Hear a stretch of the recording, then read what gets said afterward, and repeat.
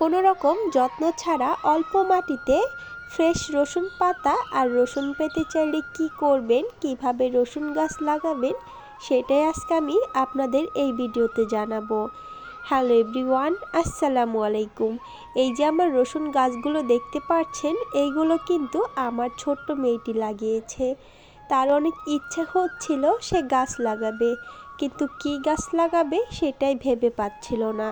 তাই আমি অল্প একটু মাটিতে ঘরে আমার কিছু রসুন ছিল, সেগুলোই একটা একটা করে কুয়া ছুটিয়ে আমি আমার মেয়েকে দিয়েছিলাম লাগানোর জন্য। সে একা একাই যেভাবে পেরেছে সেভাবে এগুলোকে লাগিয়েছিল। মাশাল্লাহ 10 থেকে 12 দিনের মধ্যেই রসুন গাছগুলো এতটা বড় হয়ে গেছে, আর দেখতে অনেক ভালো লাগছে। যেমন আমি খুশি, তেমন আমার ছোট্ট মেয়েটি খুশি। আমার হাতে যে রসুনটি দেখতে পাচ্ছেন, এই রসুনটি বাজার থেকে কিনে আনা হয়েছিল। ঘরে বেশ কয়েকদিন ছিল, এটাকে আমি আমার মেয়েকে দিয়েছিলাম লাগানোর জন্য। আর সে একটা একটা করে কুয়া ছুটিয়ে মাটিতে লাগিয়ে দিয়েছিল।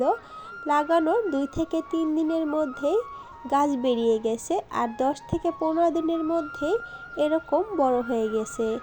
আর এই রসুন পাতাগুলো কিন্তু খাওয়া যায়।